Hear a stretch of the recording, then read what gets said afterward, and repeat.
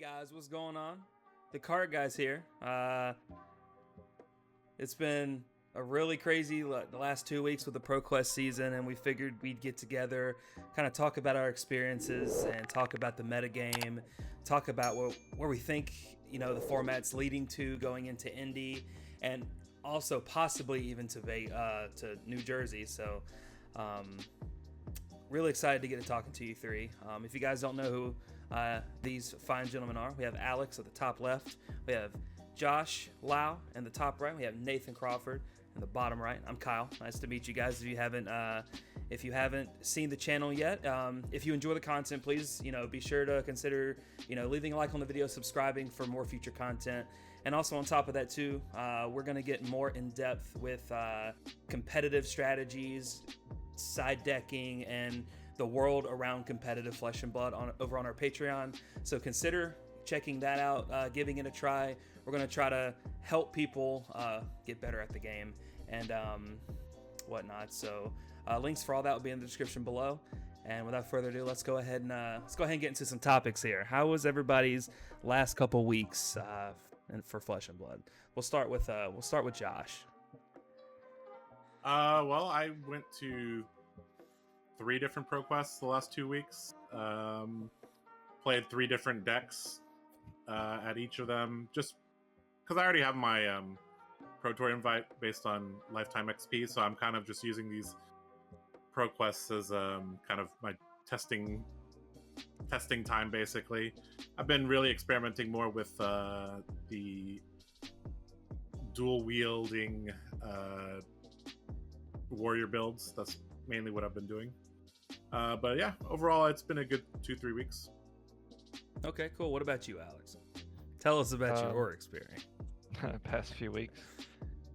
Back and forth. That's been my past couple of weeks. Started on Visceri and was trying to learn the deck because I thought it would be one of the best decks, and I still do think it's one of the best decks. But it is a difficult deck to learn and pilot correctly, especially at a high level. So I knew it was going to take a while, and then the Bravo deck started to do very well. Was able to pull together the cards for the Bravo deck, and it does not take much experience or practice to play with that deck. Yes. So I ran it.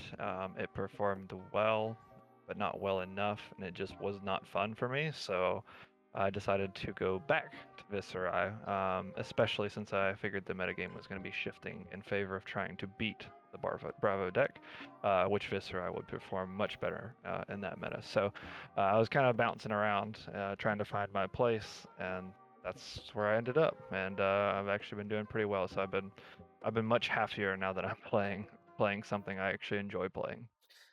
You're not wrong. Like, Visceri definitely feels very rewarding to play if you play semi correctly and can win a game. It's very, very rewarding at the very least. And I know Nathan, how was your last couple weeks? Just piggybacking off of the very rewarding thing. Couple weeks. Yeah.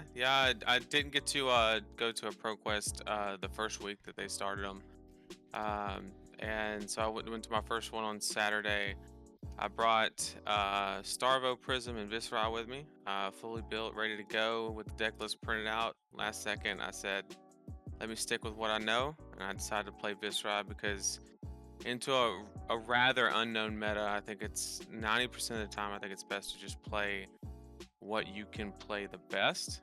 Agreed. And then just try to be the better player. So I top forward on the Saturday, got knocked out by Starvo, and then must have back.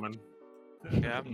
And both y'all lost in top four. Yep. We me and Josh played we were undefeated into the last round of the Swiss, and then we made the top cut, and then we didn't play each other in the top 8, but we both got knocked out by Starvo in the top 4. And then Sunday, it was a pretty decent day. We all met up near Atlanta or Macon, Georgia, and I brought Visceri again. I said, you know what, going, what was it, 6-1? I was like, I guess I don't need to change anything. I just need to, not get high rolled by Starvo. Need to get there. And we took that one home. We went all the way. So it worked out. It was a pretty cool tournament, honestly. Getting to see Absolutely. all of us there, the first time actually since you guys ended up joining, so that was pretty cool. And obviously, you and Sebastian making the finals together was pretty cool. Going for the three-peated show at prime time, so I pride ourselves on that. That's a little battle within myself. I love that. So yeah, for me, it's been the struggle, but we're getting through it. The first Pro Quest I played in, I ended up going 4-2, losing a very close match to a really good Viscerai player, and then losing another very close match to Alex Han. Shout out to you. You've been beating my butt every single week at locals. And I've played him at the first round of 2 Pro Quests in a row, and I was one hand away from killing him and just whiffing on an attack. It happened twice. So, and then I switched to Bravo, and then I ended up going 3-3 yesterday. And I blame Nam for that, but I digress. I digress from that. I give him a little slack, but it's been somewhat of a. I think the right word is tumultuous. I think that's probably the right word. I think that might be the word. Very, very, very accurate word, actually. But other than that, I'm looking forward to the rest of it, going to Indy as well, and getting to see the community again, because it's been since November since we've actually gotten to go to a larger event and get to see a lot of people we don't get to see every day. So that's really what I'm looking forward to, and seeing you guys perform and whatnot. So yeah, there's nothing better than a big event. It's great. Just can't beat it. It's so great, honestly. So let's talk a little bit about. So now that we've got a couple events under our belt, let's start to talk about what we've seen in the metagame, and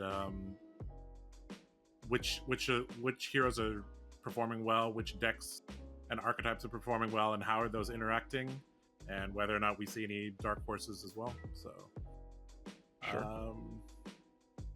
So I guess the 3 pillars of the current format are Starvo, Viscerai, and Prism. For sure.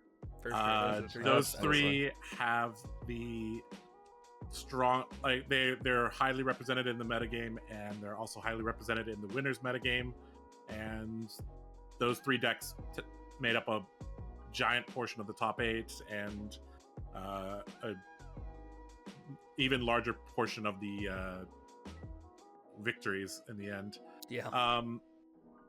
So I mean, let's just break each deck down a little bit. So starting with Starvo, if you haven't played against it yet, basically is trying to activate their hero ability every single turn and come at you with Crippling Crush, Spinal Crush, Oaken Old, Autumn's Touch, whatever, and then follow up with a hammer. And they kind of repeat that until you're dead. That is generally what they're trying to do. The Prism decks actually look very different than they used to because of all the new Everfest cards. The Prism decks now are heavier towards the auras now. They're much more tanky. Yes, and they're a little bit lighter on the heralds, and they even they basically cut almost all their reds as well. So they're really focused on getting the auras out, and that deck just interacts very well naturally with the Starvo deck because they can play at instant speed, and they also have the ability to create long-term board advantage through their auras. The final deck, I guess I'll let you guys talk more about this because I'm like an outsider, is Viscerai. So generally, what are they trying to do? Yeah, so first, I mean, in that category, I would put like Viscerai / Chain, right? They both fit. They're both. I would say they're equally competitive, and they have the same counter, if you will. So like obviously, Prism wants to run into the Starvos, and the Starvos want to take out the Viscerais and the Chains, and then Chains, all the Rune Blades want to go through Prism. So, but mainly, every Viscerai deck that I've seen is still doing I've seen 1 or 2 that was just straight aggro tempo build that didn't have the sideboard slots to flex into an OTK. But I would say 90% of it is take the 10 cards out, put the 10 cards in, and switch between strategies. Yep. How would you say that the Viscerai deck interacts with the other 2 pillars of the format? Prism, it's pretty easy. As long as you know you don't, you have to manage the game. That's the hardest part. You can't let the Prism player do it.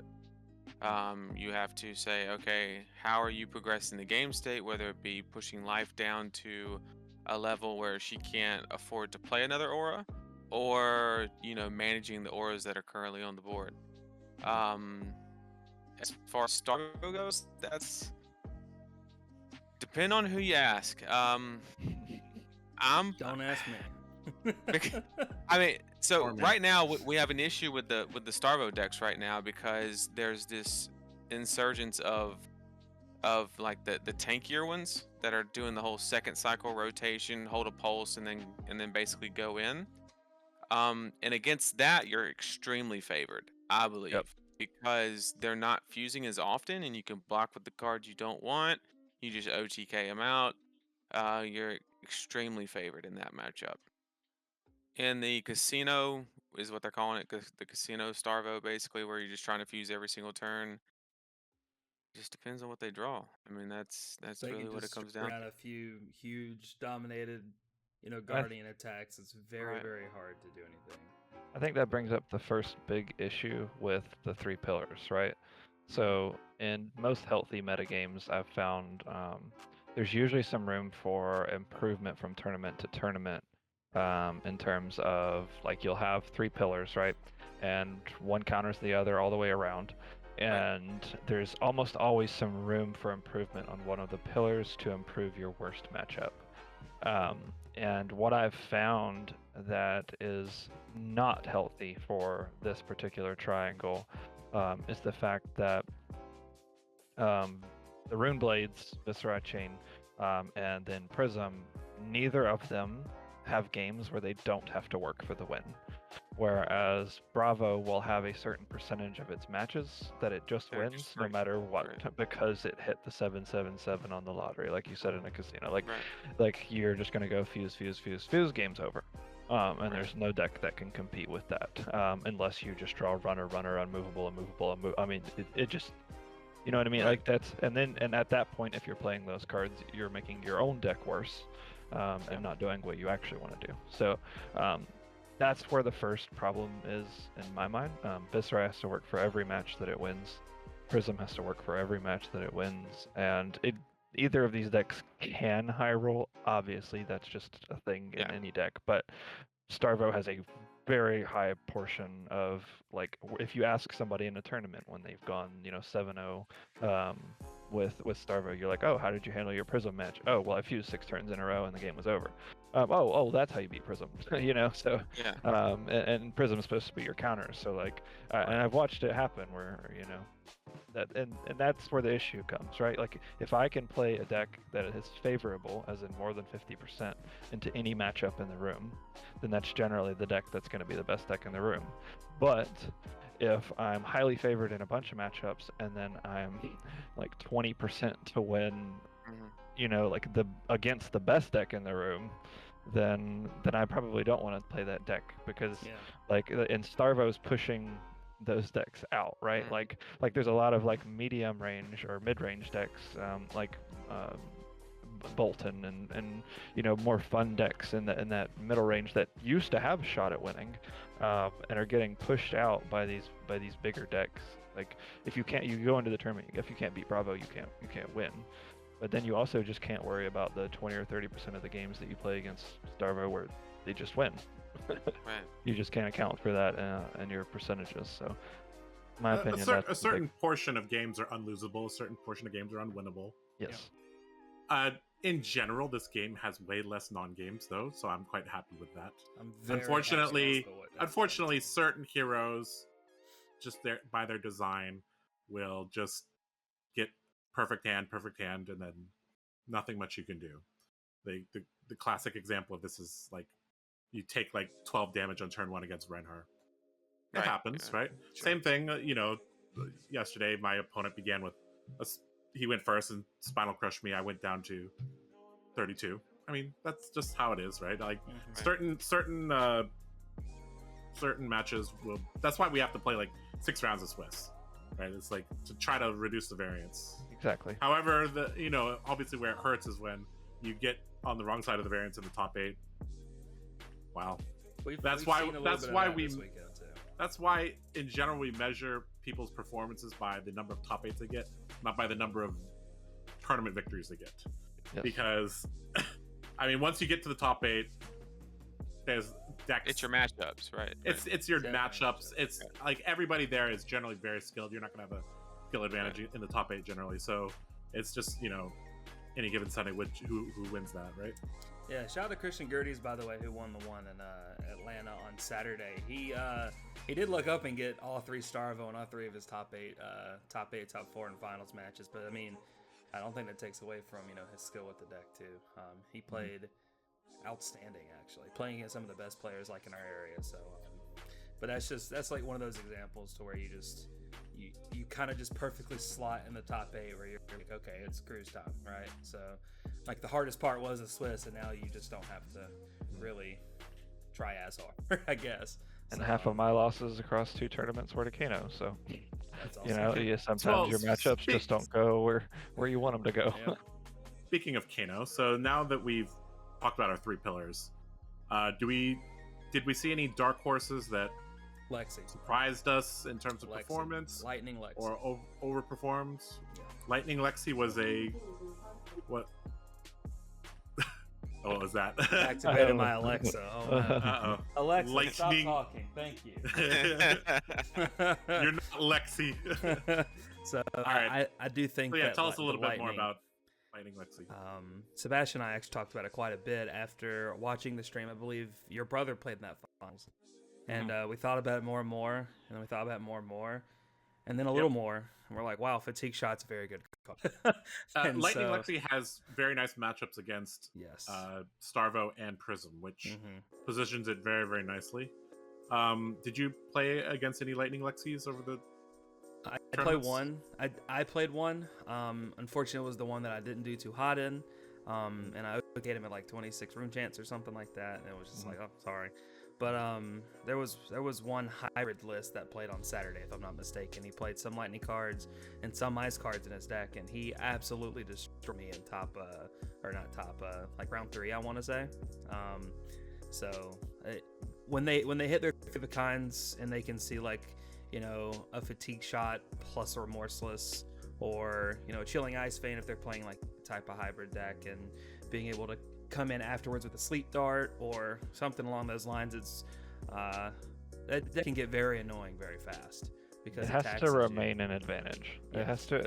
That's its problem. Is it's very good into Starvo if it has the advantage to start with, but when it falls behind, if Starvo has a couple of good turns, then they're pretty much out of the game because they just don't have the armor to block, and they don't have the ability to get back into the game with a low hand. They need the frostbites, and they need these things that prevent you. That's their defense. Exactly. And if they don't have those on board, or they don't have any advantage where they can take some damage and then represent it right back, like spinal crushes and crippling crushes, and these things really devastate that deck. Sure. But when it's an advantage, it is very hard to get back from them. Did we see any other kind of roguish decks that performed Just well? Kano. Or... Justin. Kano. Yeah, Kano. The Kano Okay. guy. Yeah. Tell me a bit more about Kano.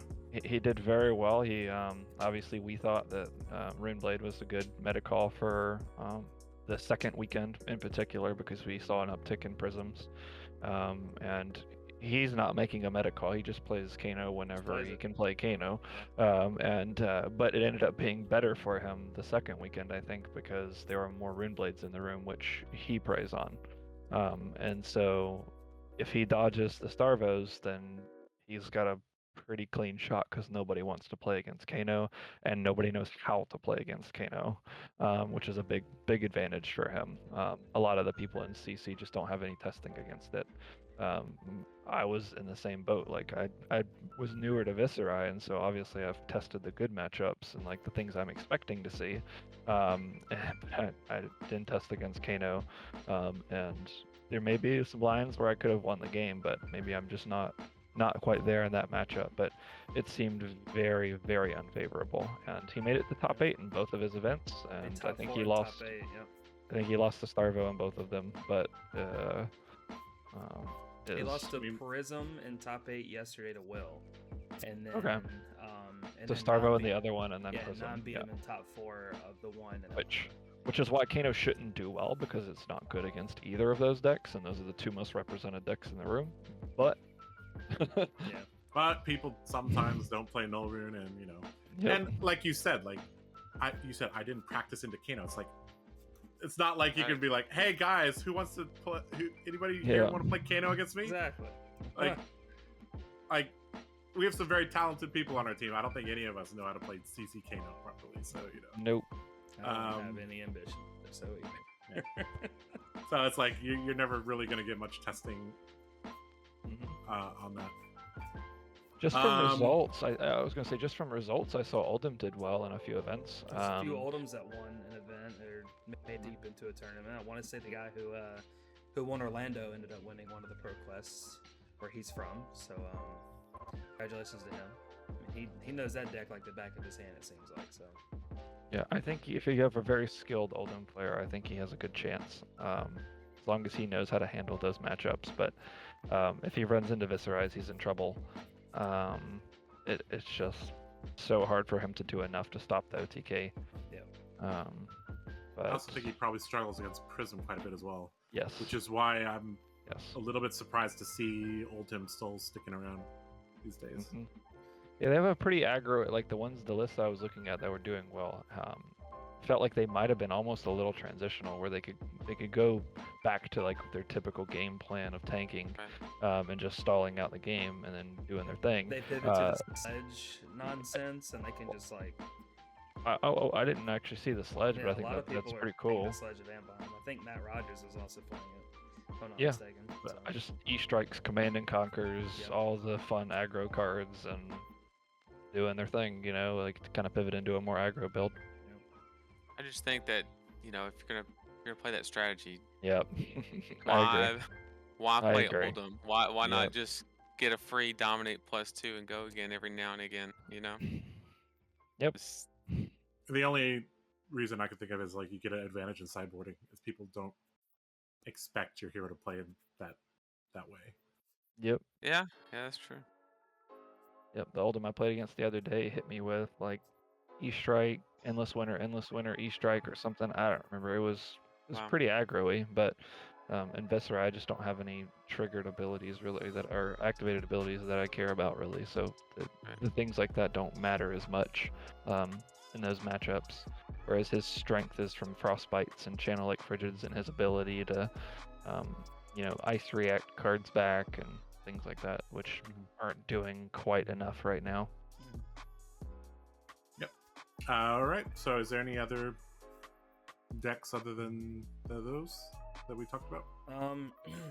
Off the top of my head that I think of that are like Yeah. more of a direct attack towards the meta. I know we've seen a few Reinhardts, but like one got 9th at ours on Saturday. Mhm. I think one top 8'd the one last week. Yep. And we've seen a few more. Other than that, I don't Oh, see I- it being much of an issue as I want to talk a little bit about Axe Dorinthia because after my testing these last 2 pro quests and just thinking about things in general, I think that deck is actually a dark horse now. I agree. Because it actually plays quite decently into Starvo. Because you think about how your play pattern matches up with their play pattern, right? Warrior, because they have heavy armor and they have access to Steelblade Shunt and Unmovable, you actually could survive their giant attacks pretty easily. And then when they follow up with Frostbite Hammer, generally that's really, really bad for most heroes. But you block with any of your 3-block cards and your Dynamo, the turn's shut down pretty easily. Yep. It's just the whole time is I learned over the course of the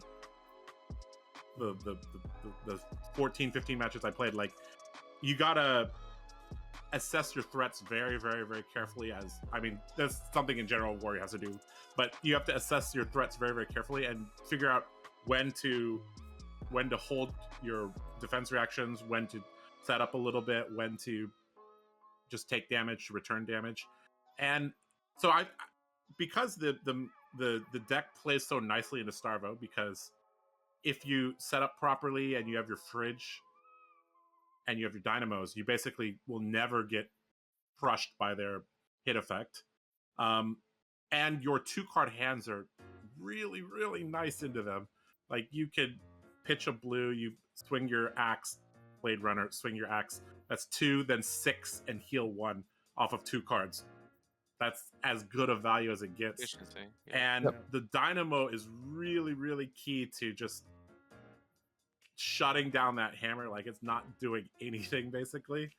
And so I actually think that matchup is not bad at all, but it does require the warrior to, like, the difficulty of play is much harder for the warrior, because if you mess up once, or if you like try to get greedy or something, you could get punished pretty badly. But I think if you put 2 evenly matched players together, 2 evenly matched high level players together, I think that's actually a very decent matchup for Axe Dorinthia. The only problem is that the other 2 pillars might be kind of an issue. The Prism matchup, it's not too bad, right? It's not too bad, but again, that's another one where you really have to be careful with your decision making, because if you let auras stay out for too long, or maybe you try to push damage and you just let the auras live, like, the synergy between the auras will grow out of control. So you got to be really, really careful in that matchup. But the problem is that I don't know if you could build an Axe Dorinthia deck that actually is favored against Viserai. But I think if you're okay against the other 2, I think you could just take that. Like, I overall, I don't think I played a variety of heroes with the axes and the sabers, and like, I think overall, other than the 3 pillars, I think it's actually fine against most of them, because you could speed up the game if you want to, you could slow the game down if you want to, and then I think overall it's just not a bad choice. I'm gonna really try to refine that deck list. I've figured out a lot of cards that are good and not good, and I think that I can come up with something that could be pretty strong. I think all that deck is waiting on is something to happen that pushes all the Viserai decks into the tempo aggro build. Not saying that this will happen, but if something crazy like banning Sonata or something ever happened, or something in the meta caused the OTK to not be a viable strategy, then that's the weakness of mid-range decks, is that they lose to combo decks because they just don't put out enough damage output. Exactly.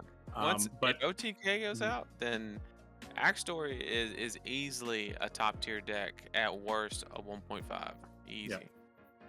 I think right now it's a sleeper 1.5 deck, but it's just gonna it's one of those decks that requires quite a bit of refinement and experience playing, and it's one of those decks that is, if you pick that deck up and try to play it, you'll notice that the play pattern is easy, but the decision making is actually quite advanced, because you have to defend things properly. You have to assess every single threat, and you have to figure out you have to understand the threat density of both decks carefully as well, because oftentimes at least the way I built it, I generally only have 4 or 5 closer cards, and so by the time we get to late game, I could only have 1 or 2 closer cards. So I have to know, and because that deck doesn't shuffle, because I think you're not supposed to play Singing Steelblade in the Axis deck, even though I did for the one I top forward.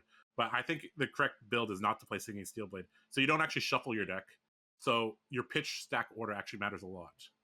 So, and I think that deck constantly will go to second cycle, so it's actually not an easy deck to play. Yep. So I think if a lot of people they're like, hey Josh, send me an axe list, I send it to them, and you may not have success with it, because it requires a lot of really, really strong fundamentals and really, really strong understanding of what the other hero is doing, and it is just so many micro decisions that have to be made with that deck. So I'm not saying it's as hard as Kano or anything, but it's actually not as easy as it looks. It's the price you pay for playing mid range. Yeah, you get a Definitely. decent matchup into everybody. You gotta work for it. Yep. That you're never gonna see the Axe story list steal games from people. Exactly. Like even back-to-back spill blood turns are not gonna win you the game because that's only like 20 damage. All right. What do we see like going forward? Going into the last couple weeks of ProQuest season, and also Indianapolis, and then even maybe into the future as far as like Jersey. I'm thinking that mainly the way that I've been playing it is okay. So everybody started on Starvo just because the first tournament, there was like 2 months of like skirmish and like just non-CC relevancy for a while, and Starvo came out and then won the big what was it, STG Con or something, or SCG, and The battle hardened of it. yep, and so everybody hopped on that, right? And then once that happened, then of course the Prisms came out, and as we saw this week, the Rune Blades came out, or at least more of them, and they had a higher conversion because the conversion on Viscerai was actually pretty lackluster. The first weekend, he was being played a lot, but the conversion was not ideal, and that's because the Prisms didn't come out yet to counter the Starvos. So that's the way that I'm looking at it. I'm looking at it and saying, okay, all right, so if I'm a Prism player and I just got whooped on by a bunch of Rune Blades, what's my next play, right? Because most of those Prism players are playing that deck to counter Starvo. Most of them are not, just regular Prism players. Prism's been in a bad spot ever since Briar came out, except for New Zealand Nationals apparently. So I'm looking at just week to week. If I'm playing the majority that doesn't make the top cut, that has the worst conversion, like Starvo did not have a good week. I think when the data comes out, I'm gonna say that his win percentage is probably gonna go down 30% compared to, not 30 like, is it just from 30% from week to week, right?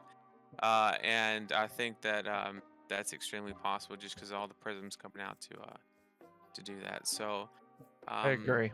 I think it's going to be a meta call week to week and area to area. I made the Viscerai call for our area. That might not have necessarily been the correct call for somebody else's ProQuest, but I knew for a fact we have a lot of dedicated Prism players in our area, and I knew some people had gotten tired of Starvo and moved off of it as well. And so I just think you're just gonna have to assess your meta. Like Nathan said earlier in the video, he came with 3 decks ready to go, 3 deck lists printed out. You walk around the room. If people are dumb enough to have their decks out laying on the table where you can see what they're playing, you take the information and you figure out what you want to play, and you're just gonna have to hope to dodge certain matchups, I think, to a degree. And play the highest percentage you think you have, and play what you know. Don't see a deck that won 3 ProQuests that you've never played before, and try to take it into an event that starts tomorrow. I think that's a trap. And just play what you know. At the moment, I actually think that if you are skilled enough, you can actually top 8 with any hero at the moment. I agree. Through 6 I rounds agree. of Swiss. Yes. Whether or not you can win is another thing, but I think given 6 rounds of Swiss, if you're skilled enough, you can actually take any hero to the top 8 of these 40-50 person ProQuests at the moment. This is the first tournament with the prize that everybody's wanting, the gold foil and the invite, being only first place. Something that I never looked into. I always looked at just the blanket meta, like, okay, there's gonna be a lot of Prisms, let me play Rune Blade. I think if you know these people that are showing up, right? Let's say that in the Atlanta area, there's just this guy that just rocks it on Prism, right? And he's like always top 4ing every tournament. It would not be a bad idea. Like, you just couldn't run Starvo, right? Because you're gonna see him. and there's no difference between second place and 8th. Sure. So you have to be ready for that matchup with the really strong players, and so targeting specific players is actually viable when the when the prize is first place, basically. Yeah. Yeah, and, Not and just also hoping that your bad matchup runs into their bad matchup before you find, That and always helps. That always helps. that's just the nature of triangle formats. Right. You don't want to sit down round 1 across from your bad matchup and be behind round 1 already. Right. That's no bueno. No fun. Thanks, Justin. But yeah. Any other thoughts, Josh, in regards to what we're gonna probably be expecting these next couple weeks? What people need to look out for? I think we're just going to see a consolidation towards the top 3 decks, to be honest. Especially as we get closer to Cincinnati, I think people are going to be running basically those 3 decks. I'd say 60-70% of people are people that play the meta, and then you got like 30% that like to do their own thing, right? So, Gosh. you got. You basically defined. There's the Johnny. 4 people in this chat. Yes, basically, I'm the Johnny, and I'm next to a bunch of spikes. Yeah, but I think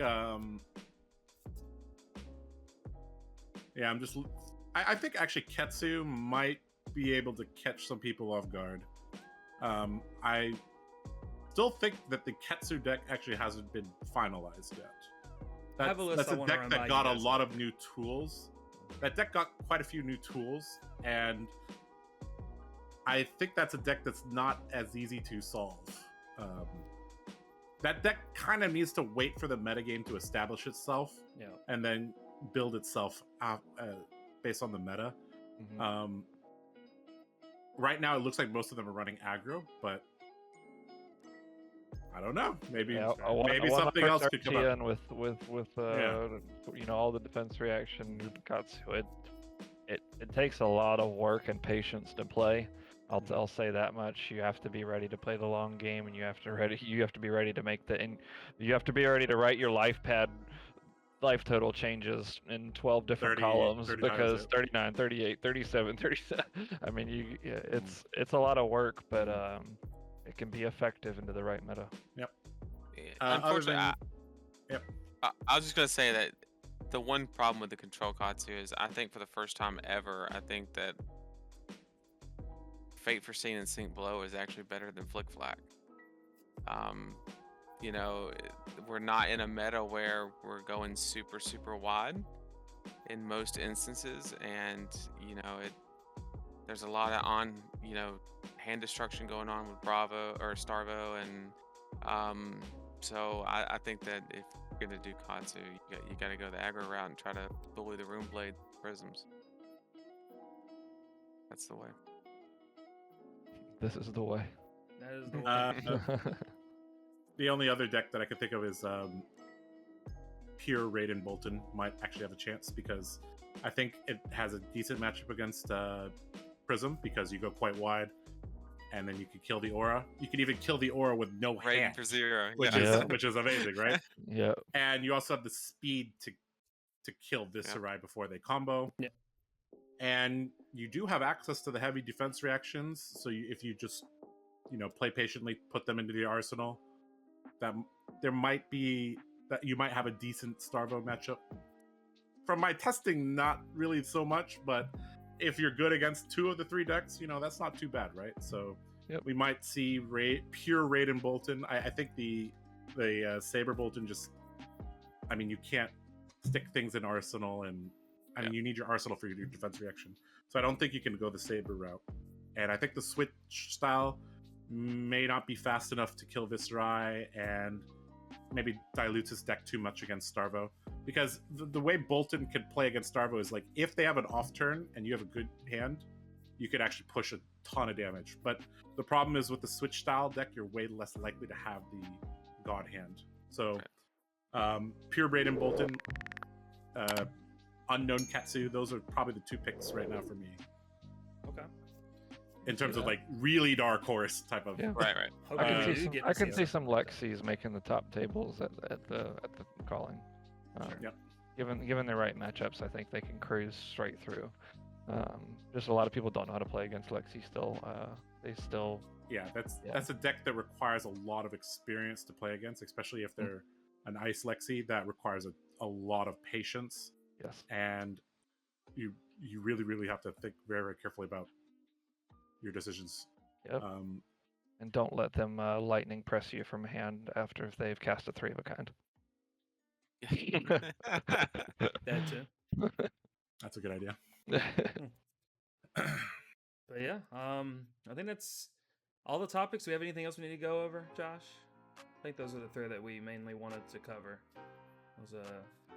Did you guys have a future. maybe one highlight from the weekend? Yeah, maybe, the highlight of the maybe yeah. tell us about a great play or a great game or something. Oh my God.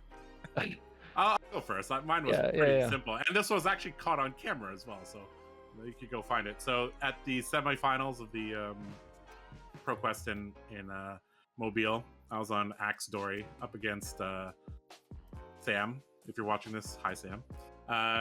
Playing Starvo, and so I have a red unmovable in my arsenal, and then I draw 2 blues and an unmovable, so I have like the most unmovable hand possible. I still have most of my fridge available, right? So I'm like feeling pretty good here. So then he reveals Starvo. I'm like, okay, fine. And then he Oakenolds, fuses it with the Pulse of Eisenloft. I'm like, all right, 11 dominate. Sure, I can handle that. And I was like, okay, you know what? I will play the unmovable from my arsenal, so then I can move the 1 in my hand to the arsenal, get that, extra +1, right? So I defend with my armor, just 1, 2, 3. I think it was like Skullcap, Bracers, Dynamo for 3, and then unmovable from arsenal. Clean 11 against 11. He's like, okay, sure. And it was quite. That was like his tone of voice made me like a little worried, because like he's like, okay, sure. I'm like, that was normally when you stuff out their fused Okanold, they're like kind of like a little sad, right? Or something. And then he just put down another Okanold from hand and fused it with the same Eisenloft.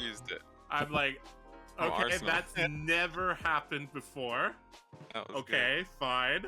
Well, I got an unmovable, but my armor's still on the chain, and I don't want to give him my tunic. So I was like, all right, pitch a blue, unmovable for 7, lose my card.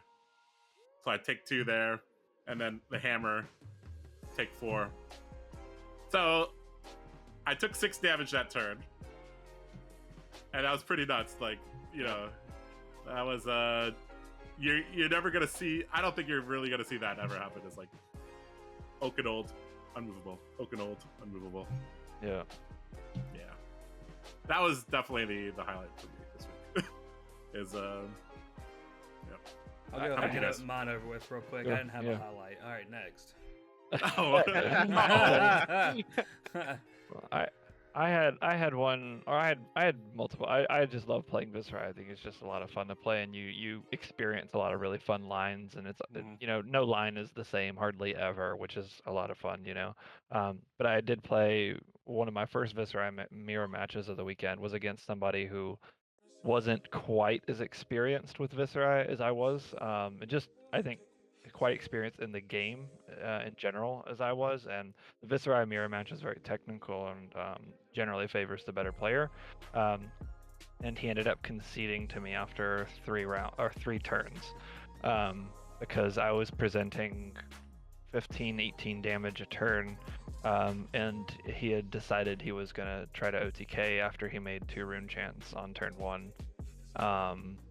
And realized very quickly that he had made a mistake trying to go for the OTK and conceded three turns deep. And it's not so much of a highlight as showing how,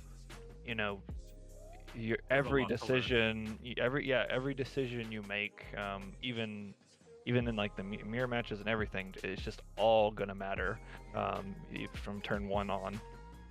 So make sure that you have a game plan and stick with it. And if you need to pivot, like we say in the famous words of Ross, you pivot. That sometimes it's correct, but that was an Be interesting like match. water. Yep. Yep. How about about you, you, Nathan? Yeah, I had a good Prism match. In the Yeah, you Understatement. did. Yeah, you did. yesterday in the semi, in the one that I ended up taking, played Will. Shout out to Will, great guy. One of those guys that you sit down. It's always a fun game because there's a That little was bit of my banter and round everything. 1 Saber loss. Yeah, it was super fun. He was second seed, I was third. So and he was playing Prism, so and I was on Viscera, and of course he decides to go first. That's what every Prism player would do. And before I even drew up, he slapped down ALS and haze bending. Turn 1. I was like, man, I ain't even looked at my cards yet, and I've already lost this game. So we start managing the game, and I'm like, you know what? Finally, I get a little rune chant turn. I'm up to like 6 rune chants. Gonna do a little mini sonata. I got it in arsenal. I'm sitting good. Pop my blood sheath. Play the sonata. ALS. I guess like it's the Great Wall of China or something. I don't know. And so I just bricked for like 5 minutes because normally I had become the Arc Knight in my hand, so it's like normally it's okay. I'll just go get Rattlebones, throw an attack at you, and just go around it like that's. But I had a turn where I drew 2 of them. Yep. I think it was like the second turn I had to block with him because he was throwing angels at me. And so I had no Rattlebones left in the deck. I decided to spend my 7 card hand to make 5 rune chants by fetching a Mordred and then pitching to play an Oath of the Arc Knight, and getting to like 10 rune chants, and I banked a Blade of the Blood Oath in my hand, and just swung the sword into the Arclight Sentinel, and then next turn just jammed the 9th blade immediately, so he could play the 3rd one, and then did You some had 2 9th creepers. blades in your hand, right? No, I think it was just one. It was Just just one? the one that Okay. you got off the Yeah. Yeah, I used 1 to pop an angel the turn before I sonated. But so overcame that obstacle. It was a great game. I think the thing that I learned about that game was, even though everything that could have went wrong, I kept a level head. I didn't tilt, and I thought my way to a win there. And that's a lot easier said than done, because sometimes when you get high rolled, you're just like, I'm done with this. I'll take 3rd again, and you just get in that trap. But especially with a deck like Viscera, you have to be fluid. You just have to. If you go in saying I'm gonna do exactly this, and the deck, I'm gonna do OTK, and they give you all attacks, then you're gonna lose if you don't pivot. So. Yep. I think that's also another, play the deck you know. You know Viscera, you knew what you needed to do in that situation. It's a situation that won't come up very often. You're out of Rattlebones, like you're facing down an ALS on your big turn. Like, what do you do? Right. And you know the deck in and out, so you knew which cards were going to make you the most rune chance. You knew how to play the Become the Arc Knight, and you knew what was left in the deck and what your odds were to win with the cards you had. So. Right. Say overall that playing against very strong opponents and high level games is actually almost all highlights. Like, there's so much decision making, and when you play against strong people, it often comes down to a couple life, or I mean, life is not necessarily the greatest indicator of a close game, but generally they become very, very close games. And I just am always thrilled whenever I can play against a strong opponent, because I know that it's going to be a good game. That Sebastian and Alex Hahn match was also incredible too. Like, both of those top 4 matches were some of probably the best matches you could have ever watched. Like, honestly, like Sebastian's match, he pitched properly, and ended like one turn with like having to soak 4 blood debt and then hit 2 more blood debt, and like just had this absurd turn with 3 non-attacks in his hand, creepers in to like go super wide, and just like he had to kill him. That it was so. Alex Hahn was good killing matches. it. Yeah, Alex Yeah, Hahn he was was. killing that it. guy's nuts, man. He beat me in Swift. That dude was putting in work. That's for sure. Yeah, He actually had like literally has been putting in work. Like he's Awesome. at every locals. Like he It's was only a matter newer. of time. It was only a He's matter of time. he's already top 190 day XP global because he's been playing like that 80, much. I want to say And this is like top 80. he's now. probably been playing for 90 days. So Hope he gets there. Hope he gets there. All he's got to do is a couple pro quests, and I think he's solidified himself too. So, congratulations to Mr. Han for grinding the way he does. I love it. Just shows how strong the Atlanta scene is now. Seeing more people come out the woodworks and doing their thing. we had a 21 person local right before the first pro quest. And I think that's the most we've had since the first Blitz season when everybody started playing. So we're starting to see a rise, at least in our area, and I've heard of other areas that people are starting to see more of an attendance spike. So hopefully that just keeps happening. You know, that's gonna be Even with a format that a lot of people think is very, very unapproachable, people are still coming out. So yeah, good. But I think that'll do it for us tonight.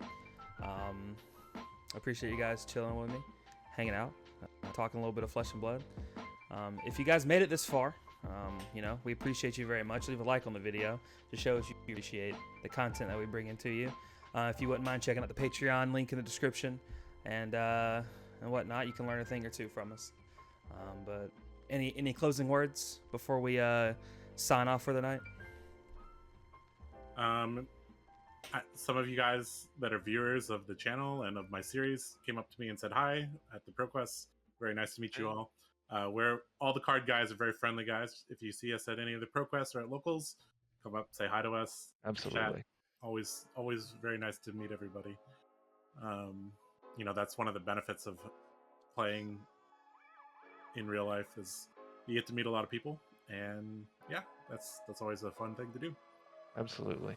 For Absolutely. sure. But never hesitate to come up, say hello. And we're all going to be at the Calling Indianapolis. Fingers crossed that we'll all be at the Pro Tour. And so we're working very hard to make sure that everybody gets there, and the content that we bring to you is trying to help everybody else, even outside the team, get there. So if you are appreciative of that, like Kyle said, like the video. Yeah, by the time you see this video, maybe you will. I'll probably be done with my next episode of Fab 201. So I can't wait for that one. I love this series too. We on the team look forward to this. I'm so excited for Josh's content. It's crazy. But yeah, appreciate you guys chilling with us.